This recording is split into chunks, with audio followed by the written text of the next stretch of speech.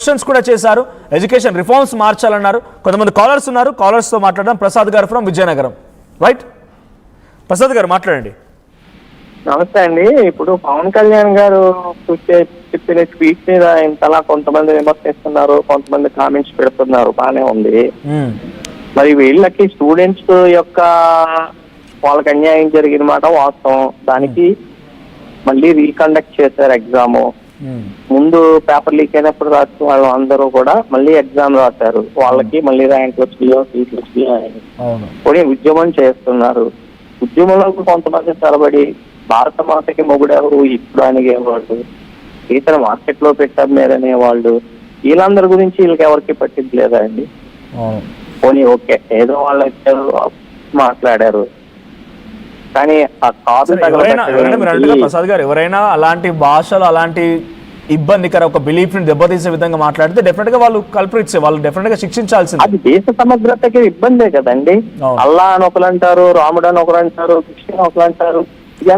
ఎవరి బిలీఫ్ ని తప్పేం కాదు, కానీ ఎదుటి నమ్మకాన్ని స్టూడెంట్స్ ఉద్యమం అన్నది స్టూడెంట్స్ ఉద్యమమే కాదు అనట్లేదు.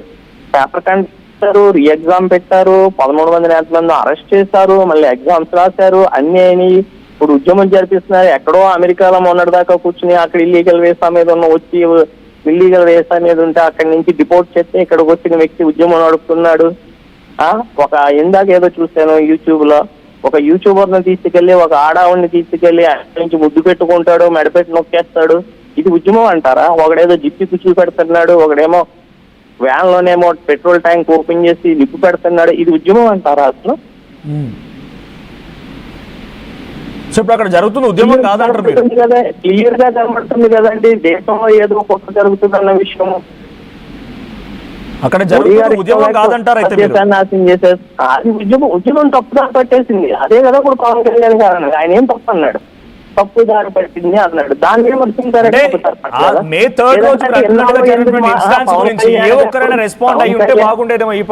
కాదు కాదు పవన్ కళ్యాణ్ గారు ఎన్నాళ్ళు ఎందుకు రెస్పాండ్ అవ్వట్లేదు అంటే, పవన్ కళ్యాణ్ గారు ఏపీ డిప్యూటీ సీఎం కదా, నీట్ పేపర్ లీక్ ఆయనకేం సంబంధం? ఇప్పుడు ఏపీ డిప్యూటీ సీఎం గా ఆయనకుండే లిమిట్స్ ఆయనకుంటాయి. ఆచితూచి మాట్లాడతారు. ఆయన ఎలా మాట్లాడలేదు, అలాగా వాడెవడో కామెంట్ పెట్టి బోడిగాడు నీ సలహా అక్కర్లేదు అంటే ఎలా తయారయ్యారు దేశంలో? కరెక్ట్. కాబట్టి మోడీకి అమ్మాయి వయసు ఎంతో తెలీదు, మోడీకో గోలీ మారో అని ఒక అమ్మాయి అంటది. వాళ్ళకి అసలు సమస్య ఏం జరుగుతుందన్న సమస్య మీద అవగాహన అక్కడికి వెళ్తున్నారా లేకపోతే ఏం చేస్తున్నారు? సమస్య మీద బహుశా ప్రభుత్వ ప్రతినిధులకు కూడా తెలిసే ఉంటది ఏ సమస్యతో వాళ్ళు పోరాడుతున్నారు ఏంటనేది. మే 3 రోజు సంఘటన పైన ఒక నిమిషం ప్రసాద్ గారు ఒక నిమిషం మే 3 రోజు ఎగ్జామ్ జరిగింది, పేపర్ లీక్ అయింది. ఆ తర్వాత అయినా ఎక్కడో ఒక సందర్భంలో మోదీ గారో లేకపోతే ఇంకేమైనా రెస్పాండ్ అయి ఉంటే ఈ సమస్య ఇక్కడ దాకా రాకపోయేదేమో. ఇలా ఆలోచించకూడదా?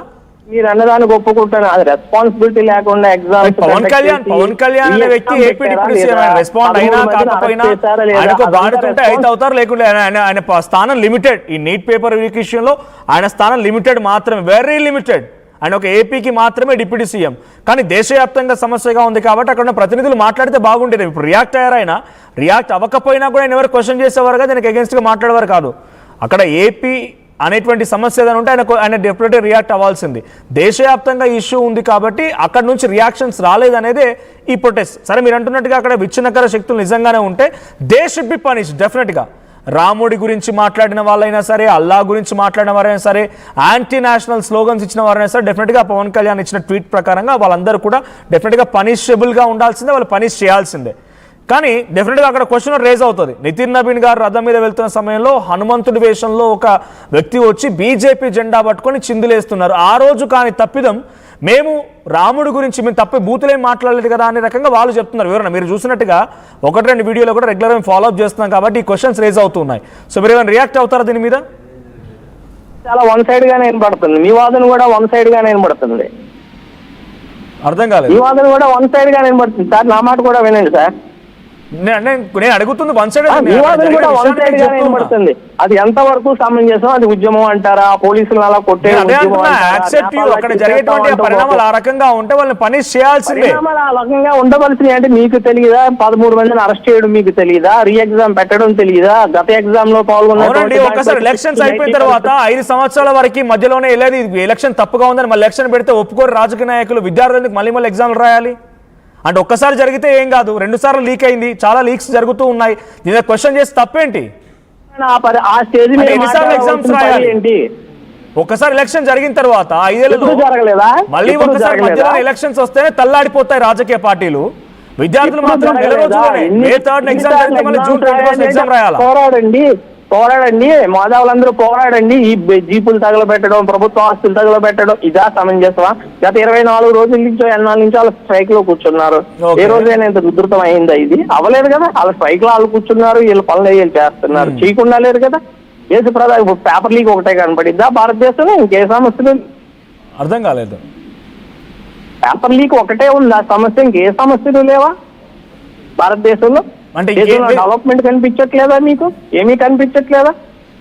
గురుగారు, ప్రసాద్ గారు, మీరు చెప్తుంది పేపర్ లీక్ ఇష్యూ ఒకటేనా అని అంటే మన అవయవాల్లో కాలు నొప్పి ఉంది కదా, కాలు నొప్పి ఒక్కటేనా, ఇంకా మిగిలిన అవయవాలు లేవా అన్నట్టుగా అడుగుతున్నారు మీరు. అది కూడా ఒక సమస్య అని గుర్తించండి. సరే, నాకు అర్థమైపోయింది, మీ వర్షన్ అర్థమైపోయింది. Thank you. లాస్ట్ లో క్వశ్చన్ చేయాలనుకుంటే చేయండి, ఇంకా కాలర్స్ ఉన్నారు కాబట్టి. I need to attend many calls. మీకు ఫైనల్ క్వశ్చన్ ఏంటో చేయండి, మీ వివరణ ఏంటో చెప్పండి, లాస్ట్ లో కంక్లూడ్ చేయండి మీరు. మీరు కూడా మీ టీఆర్పీ రేట్లు పెంచుకోవడం కోసం మీకు ఉద్యమం పీక్ స్టేజ్ లో ఉంటే ఉద్యమాన్ని మీరు చూపెడతారు. ఇలాంటి వాదన వల్లే ఇది ఇంకా ఉద్రిక్తమవుతోంది. వాస్తవాలు చూపించారు. ఇలాంటి వాదన వల్ల ఉద్రిక్తమవుతోంది. టీఆర్పీ రేటింగ్ ఇవన్నీ అది వితండవాదం అవుతుంది, లేకపోతే పిచ్చి వాదన అవుతుంది అంతా కూడా. థ్యాంక్ యూ ప్రసాద్ గారు. సో టీఆర్పీ ఇవన్నీ వేస్ట్ విషయాలు, అవన్నీ కూడా జరుగుతున్న ఉద్యమాన్ని చూపిస్తే టీఆర్పీ అంటారు, నాకు అర్థం కాదు. అక్కడ జరిగిన విషయాన్ని గమనించండి ఏం జరుగుతుంది అనేది. సో మీకు సపోర్ట్ చేయలేకపోయినా ఇక్కడ జరుగుతున్న విషయాన్ని ఒరిజినల్గా చెప్పండి. అక్కడ ఎవరైనా సరే యాంటీ నేషనల్ స్లోగన్స్ ఇచ్చినా, ఒకరి బిలీఫ్ని కిల్ చేసే విధంగా మాట్లాడినా ఇట్స్ డెఫినెట్లీ పనిషబుల్ అఫెన్స్. అది ఇది సేమ్ ఎవరికైనా వర్తిస్తుంది. దేవుళ్ళని దయ్యాలు ఎందుకు పట్టుకొస్తున్నారు అక్కడ కొంతమంది విచ్ఛిన్నకర శక్తులు కూడా, అది తప్పే. దాన్ని డెఫినెట్గా మీరు పనిష్ చేయండి, ఎవరైనా గుర్తించండి, పలానా వ్యక్తి ఇలా చేశాడని చెప్పి. మీరు ఒక మహిళ అంటున్నారు, ఆ మహిళను గుర్తించండి, ఆమెకు నోటీసులు సర్వ్ చేయండి, ఎందుకు ఇలా మాట్లాడుతున్నాం అని చెప్పి.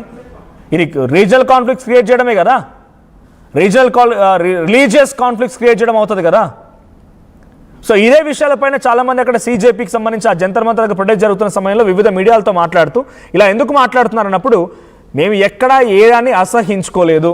ఇంకా చాలా లోతులకు వెళ్తే ఫండ్స్ వస్తున్నాయి అంటున్నారు, ఇంకేదో అంటున్నారు. మేబీ అవన్నీ అయితే రావచ్చేమో, బట్ అక్కడ జరుగుతున్న సంఘటన రియాలిటీలో మాత్రమే చూపించే ప్రయత్నంగా చేస్తున్నాం.